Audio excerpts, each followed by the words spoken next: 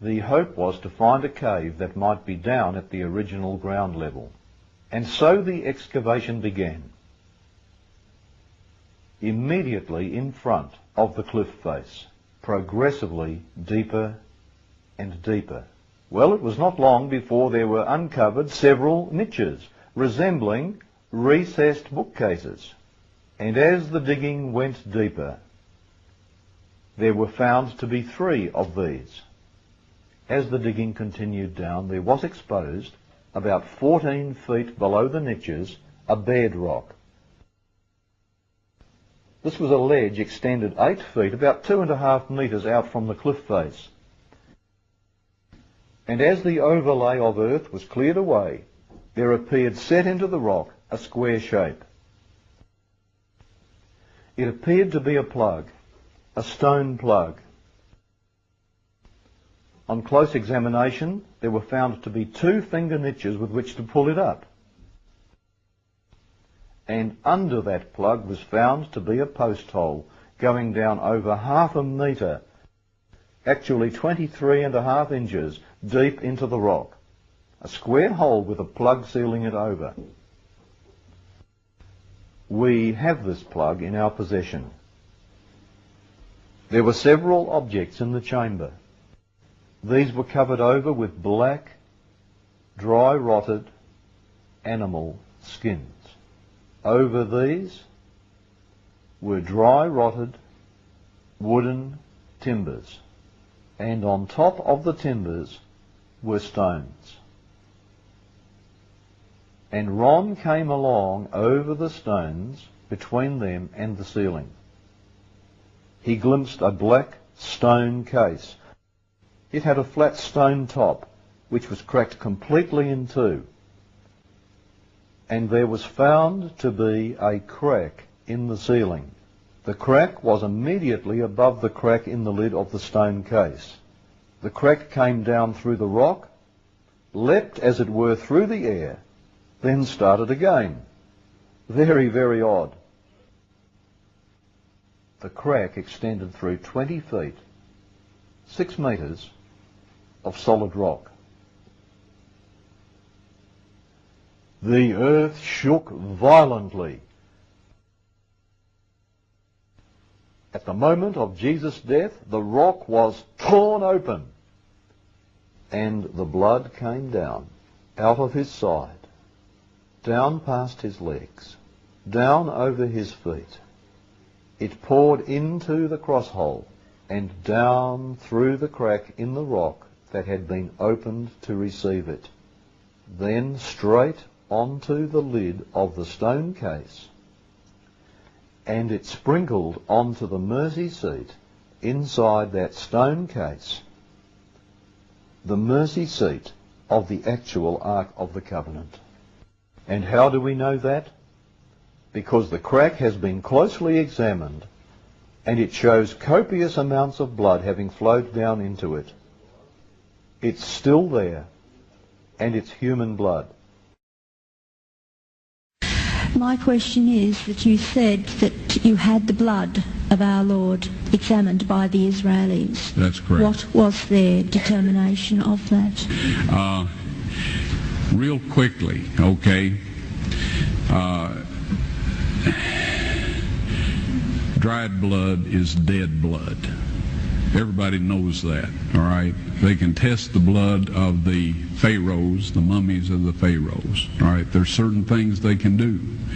They cannot get a chromosome count by any method I'm familiar with, all right? Things keep changing. I don't profess to know everything. However, there's no way I know that you can get a chromosome count out of dead blood. You can get a DNA and some other things, but not a chromosome count, all right? That's done by living white blood cells. Now then, first of all, in this analysis, I took the blood into a laboratory in Israel. I asked one of the people I work with in antiquities, where is a good laboratory that does reliable work? And they said, such and such, such and such. I took it. I just said, please examine this blood and tell me what you can tell me about it. All right? They said, well, look, we're going to reconstitute it. We're going to put it in normal saline and keep it at body temperature for 72 hours with gentle swirling. All right, that's their business. That's great. I said, now I want to be there when you check it out. They said, fine. So I was back. They checked it out. I said, now, they said it's human blood. We can tell that. They did whatever tests they need to do.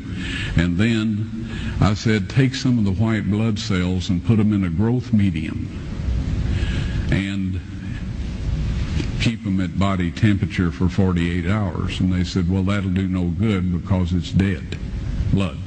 I said, would you please do that for me? And they said, okay, we'll do it. So anyway, I said, I want to be there when you take it out and examine it.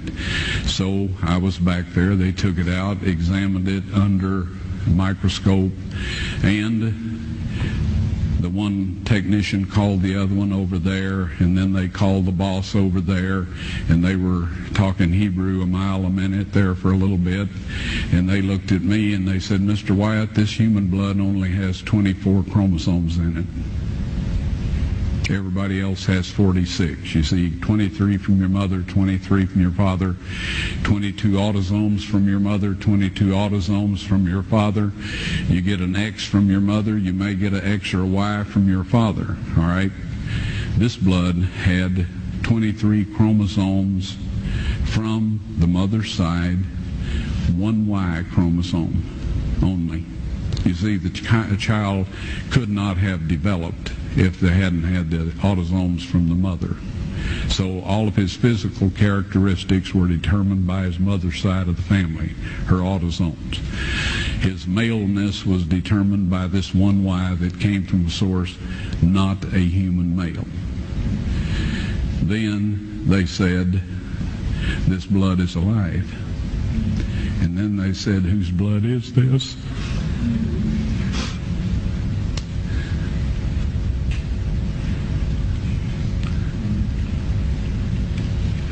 I said, it's the blood of your Messiah.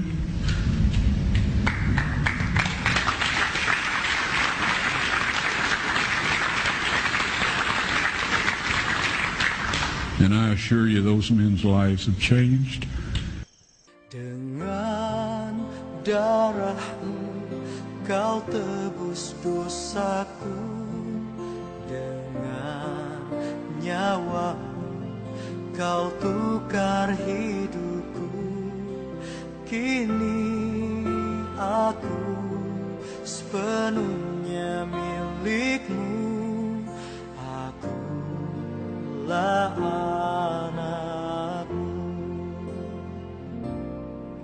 Yesus, Yesus, Yesus, ku berseru.